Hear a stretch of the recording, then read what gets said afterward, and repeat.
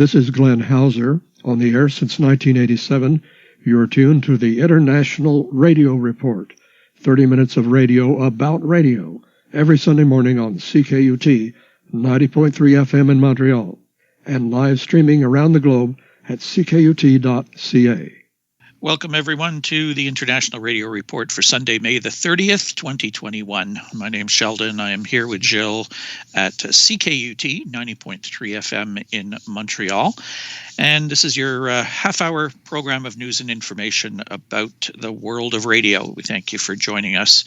If you'd like to get in touch with us, our email address is radioreport@yahoo.com.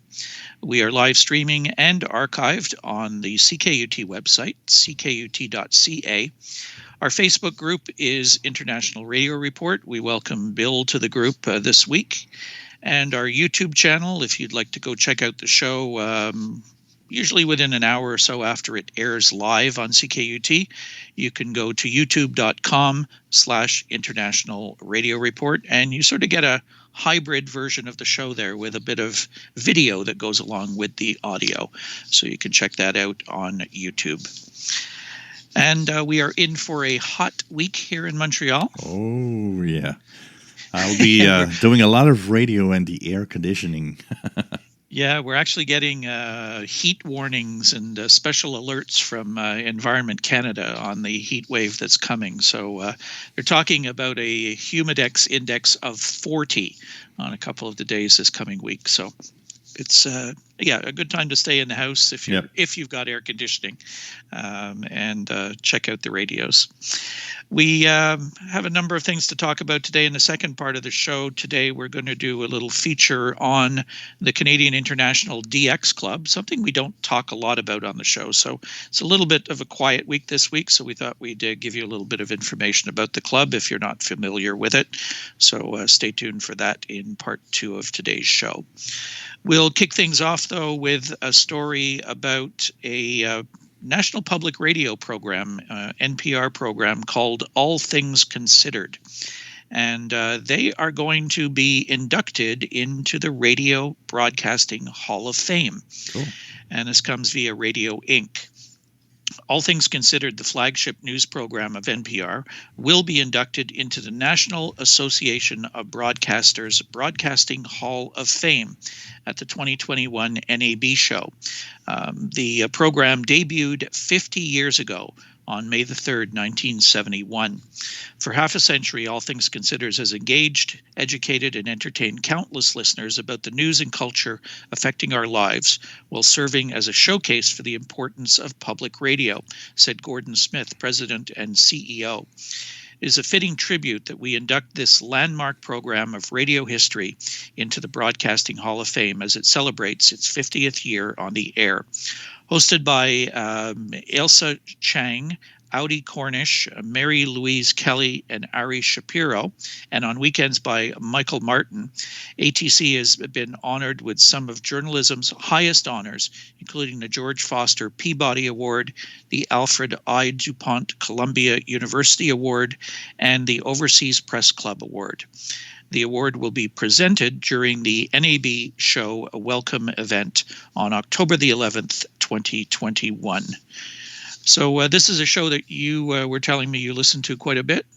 Yep, I am a big fan of All Things Considered. I've been a fan for I'd say at least 15 years. It all started when I really started listening to an NPR station, like here the WVPS station in Burlington, Vermont on 107.9. And when I was doing my tech duties, it's funny because I would go by bike to a lot of my clients, and I would actually stream one of the NPR stations listening to All Things Considered, which I found extremely educational, especially, on the Canadian side of things. We sometimes see the key differences of the United States and its politics. And sometimes we have questions. Sometimes we wonder why things are the way they are. And it's probably like that the other way around. And All Things Considered made me understand a lot more about the American culture, the way of, why is something the way it is.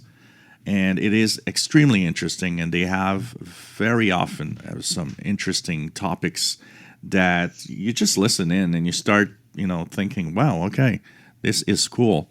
And I've been a fan since then. I mean, I've learned so much about not just, U.S. side of things, but because they do have international topics too.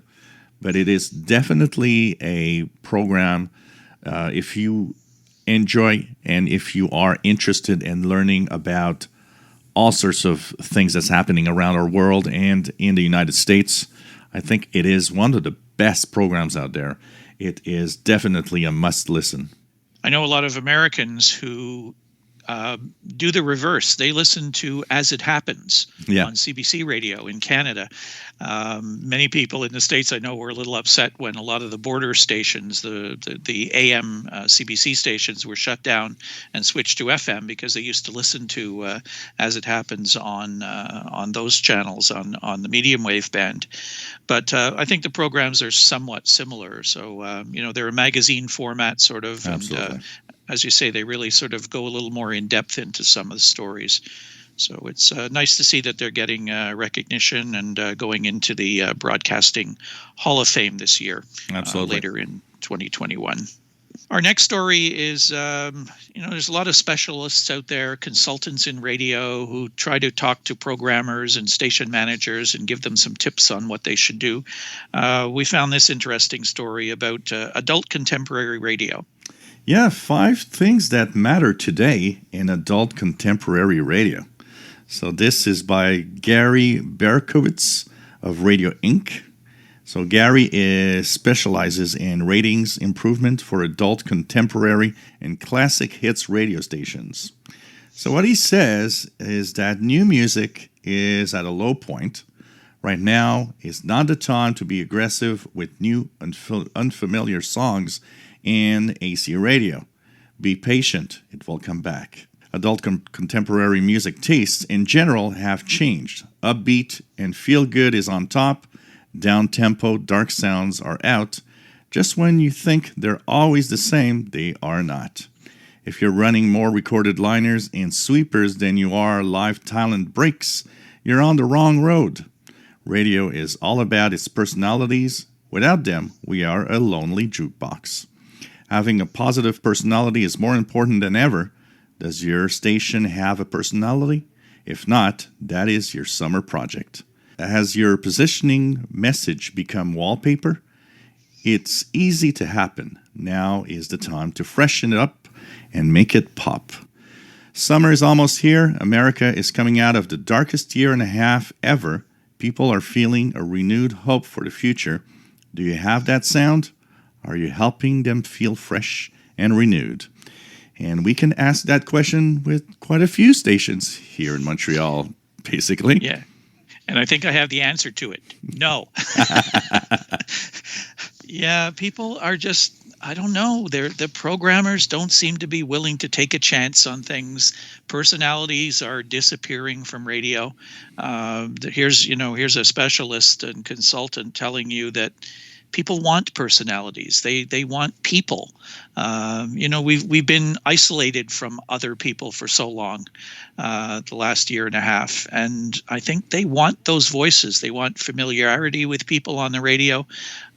We just saw that with Terry DeMonte leaving Chaume FM in Montreal, where so many of the callers were calling in, the listeners, saying that they were going to miss him. They weren't talking about the music he was playing. They were talking about him as a personality and a familiar voice on the radio. So I don't know. I think this guy's, got some good points here. Whether the station programmers are going to listen to him or not, hard to say. I have an interesting story with that. While I tune the FM bands sometimes with my radios, it's not like when I was a teenager and used to listen to my favorite music station and hear the greatest hits and all of that. But what you don't realize when you do that is that not only are you listening to the greatest hits, you're listening to a DJ that has a personality, and you get acquainted to that DJ. You get interested also because of that DJ. It's not just music, it's more than music. And so Terry DeMonte is an example on Chaume. And I was tuning the bands one Sunday or Saturday, and I heard a French DJ that was very popular at my teenage years. His name is Mario Lirette. And at that time, he was on a station that I was tuning a lot, which was CKMF, which is now Énergie, I believe, 94.3. And I stopped because I recognized the voice. And it actually made me stop and listen more, because it was like, wow, he's there. He's on a different station now. It was 105.7, I think. And it brought back that radio with a personality. You're listening to a station that has someone that you know that was with you for a period of your life listening to the radio. And it actually shows you the importance of having a voice that you can recognize and that you can actually go by with, of course, the added bonus of listening to your favorite songs. It really, really makes a difference for a radio station. We're seeing now, I'd say in the last even 10 years or so, radio stations really pushing, particularly the music stations, of more music, less talk, 90-minute music sweeps, uninterrupted voice tracking of DJs, where they're doing a 6-hour shift, but the guy's only there for 45 minutes, filling in the little gaps, talking for 15, 20 seconds at a time here or there. They don't tell you the names of the songs anymore in most cases of what you're listening to. So yeah, that's really lost. And I think, this guy is talking to these programmers and saying, look, maybe you should start thinking about these things. And I think it would be interesting to see how the audience reacts to it. For some people, it's just, he used the word wallpaper in there. And for some people, that's all it is. It's just some music in the background while they're doing something else. Yeah. There are other people out there who really, I think, want to really listen to what's coming out of their radio. And if you have a person there to interact with you, I think it's important. And I think a lot of people would like that. Cost is the main factor, though, that I think is cutting into that.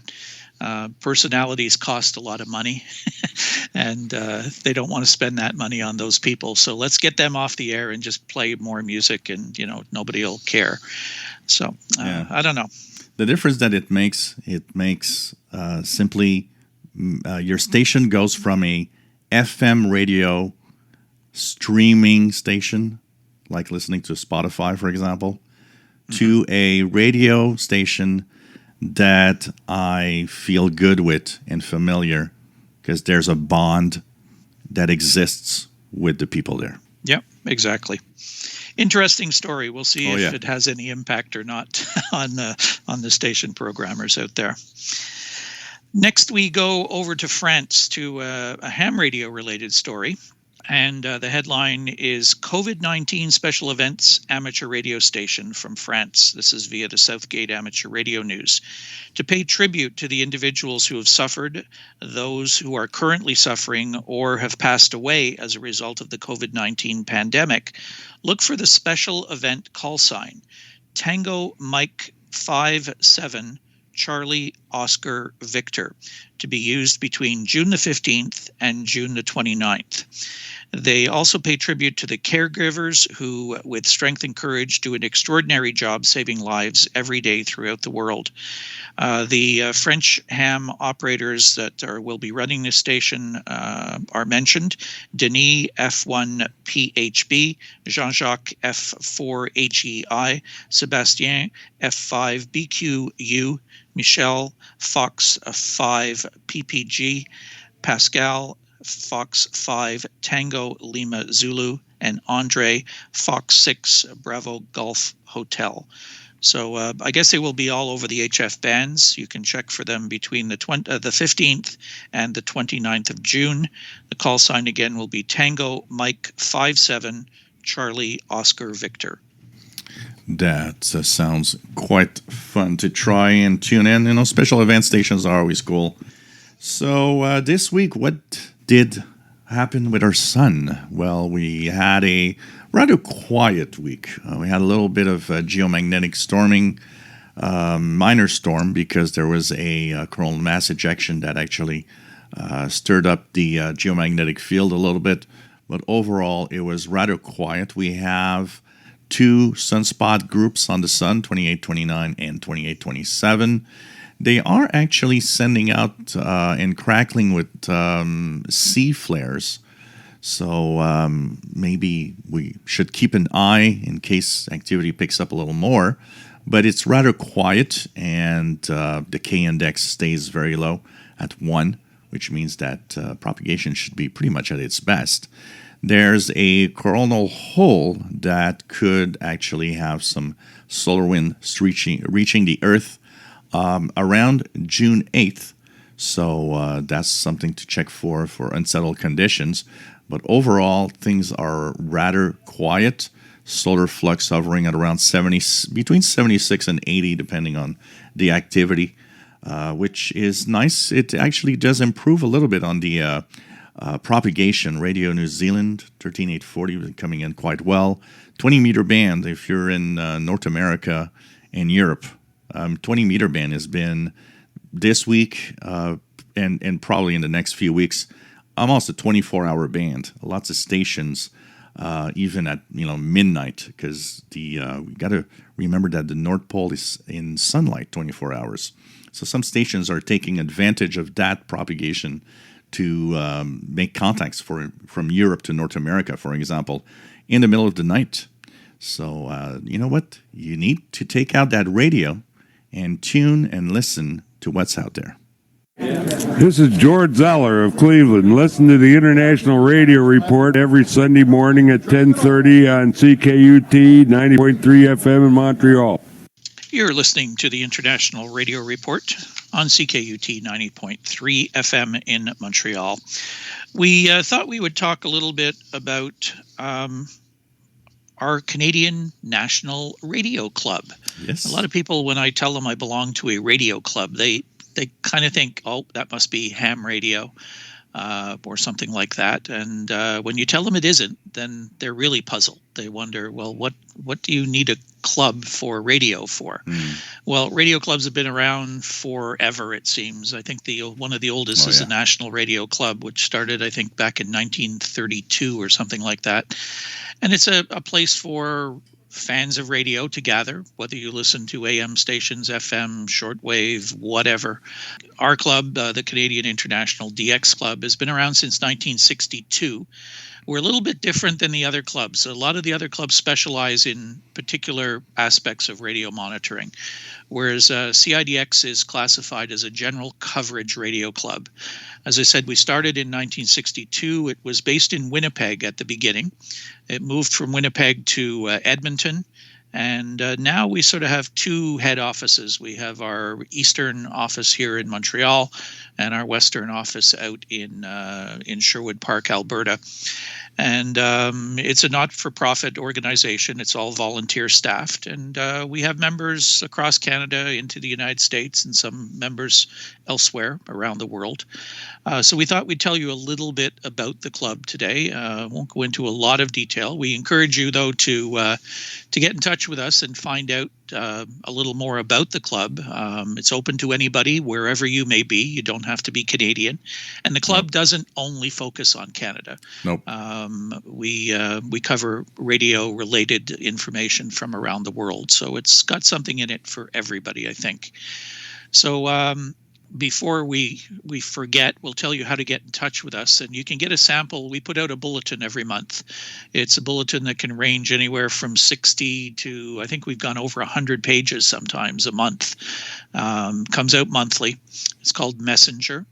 And it's in a nice PDF, and you can receive it if you are a member of the club. You can get a free sample copy of the bulletin, though. We just issued our June edition this week, and you can get a copy of that. Just send an email to cidxclub@yahoo.com. That's cidxclub@yahoo.com. You can check our webpage, cidx.ca, which will tell you a whole lot more about what our club covers and the membership dues and information. All of that is on the page as well. So, Gilles, you are doing one of the columns in the bulletin, and that is our utility column, which hasn't been around for a while. You started it, a couple of years now, I guess? About 2 years ago, something like that. Yeah. And it was one aspect of the club bulletin that was missing, and it's not the only one. If you do become a member and you're interested, you want to talk about your own passion of some topic that maybe is not in the bulletin, by the way, you can actually let us know. I'd be interested in doing a column on something also. It could be interesting because the more we have diversified topics, the better the messenger is. And actually, it's already pretty good. And I always tell everybody how the messenger for a club bulletin is probably one of the most professional made bulletins out there. And it is, the world of utilities. I'm happy to do it. This month, we focus on some signals from Russia, for example. That gives you an example. When we say it's not just for Canadians, well, if you live in Europe and you're a member, you might have even more chances of listening to some of these signals I just talked about in my column. And that means there's something for everybody, and there's something for the newbie. So, if you start in the hobby, there's a radio basics column, and there's something even for an experienced DXer that thinks he knows it all. And usually when we know it all, we start reading a bulletin like The Messenger and we learn things.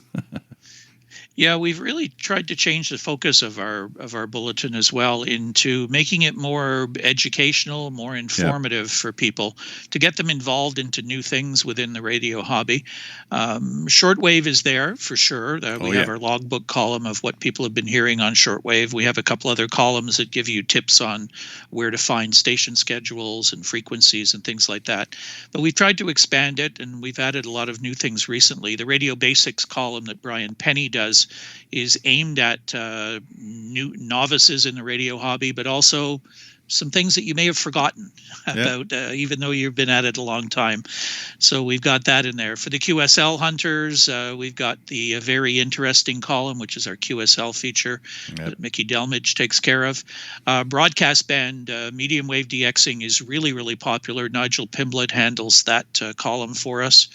We have a pirate column, which Chris Lobdell does. It's called Free Radio Scene. Glenn Hauser is part of our bulletin as well. He has the World of Radio feature, and the DX program guide gives you all the latest schedules of where the DX programs are. Another thing we added just last year is something called Not Just Listening. And radio isn't just about listening, but sometimes it's about reading things about radio, watching things about radio. This month, for example, we have 3 documentaries, which you can find online from the National Film Board of Canada that all have radio as a theme. Okay, the Not Just Listening column really shows you that it's not just listening. There are things that you can look at and read and watch to help you out with your radio hobby as well. We've got a podcast column. We have a technical column. We have a unique column that other radio clubs don't seem to talk about, and that's ham radio. Eric Cottrell has recently taken over that column, so a lot of information about ham radio. Then we have the news and notes and what's news, which is information about articles, stories, late-breaking information going on in the world of radio. So you can see that there's really something for everybody, I think, in the bulletin. We have a propagation report from Ottawa on the forecast and what's happened over the last month. This month, we have a really unique cover. When I saw your column about utility stations in Russia, it made me think of the long-lost Radio Moscow. We did a nice cover feature on Radio Moscow and its other versions, Voice of Russia, and then the Sputnik Radio Now. And I had to put a picture in there of Vladimir Posner, probably the most famous announcer that we used to hear on Radio Moscow. So anyway, so this month is 73 pages. We invite you to write to us and get a copy of it, a sample copy. And our membership fees, you'll have all the information. It's very inexpensive. And we're going to be celebrating our 60th anniversary next year in 2022. Cool. So we encourage you to write to us, CIDXclub@yahoo.com, if you'd like a copy of the bulletin. And our webpage is CIDX.ca. And it makes you a part of a gang of radio. We always say how radio listening is a solitary hobby where you're not alone. And joining a club, not only do you have the messenger, but you're part of a gang of radio fans that enjoy every aspect of radio. And we have Zoom meetings going on now, too, yes. Something we just started a few months back. Once a month, we get together on Zoom, and that's been a lot of fun. We've got to meet a lot of people who have been members for a long time and some new members, and getting them together on a Saturday afternoon. And usually we run for about 2.5, 3 hours of interesting talk and interaction between the members. So it's a lot of fun. The information about the meetings for members is in the bulletin as well. All right, so that's CIDX. We hope to hear from you about that, and we'll be happy to send along a sample bulletin to you. So we wrap up today with the upcoming ham radio contests. And Gilles, we only have one of them. Yes, we do have only one. It's the ARRL June VHF contest, and it goes on from 18 Zulu, June 12th to 0259 Zulu, June 14th, sponsored by the American Radio Relay League. Contest objectives for amateurs in the U.S. and Canada and possessions: to work as many amateur stations in many different 2 degrees by 1 degree Maidenhead grid squares as possible, using authorized frequencies above 50 megahertz. Stations outside the U.S. and Canada and the possessions may only work stations in the U.S. and its possessions and Canada. Modes: all legal modes are permitted. So CW, SSB, phone are the most common, but MSK 144, FT8, and FM only are gaining popularity. Other popular modes include PSK 31, FSK 441, and JT65. So this is pretty cool. It's one of those contests that is interesting. VHF is, as you know, it's line of sight for the most part, but you'd be surprised. Sometimes in the 6 meter part, 50 megahertz, you could be very surprised at the distance of stations you can hear if propagation's right. Yeah, I actually worked this contest a couple times on FM mode on 2 meters, and using the simplex frequencies. And if you got a decent antenna and got some clearance, you'd be surprised how many contacts you can make on 2 meter FM only. So a little something for everybody there in that contest coming up next weekend. This is going to be perfect to test my new discount antenna. There you go. I'll see if I can work you direct, or you can hear me direct. Oh, yeah, try that out. That should work. That could work, actually. It would be surprising. Yeah, we'll give it a shot. All right, that is going to do it for us this week. We thank you for joining us. You can reach us, radioreport@yahoo.com. And do check us out if you missed the show on the CKUT archives or on our YouTube channel, International Radio Report, and as well our Facebook group, also International Radio Report. Have a great week, everybody. We'll talk to you again next Sunday with the next edition of our show on CKUT 90.3 FM in Montreal. Have a great week, everyone. Bye-bye.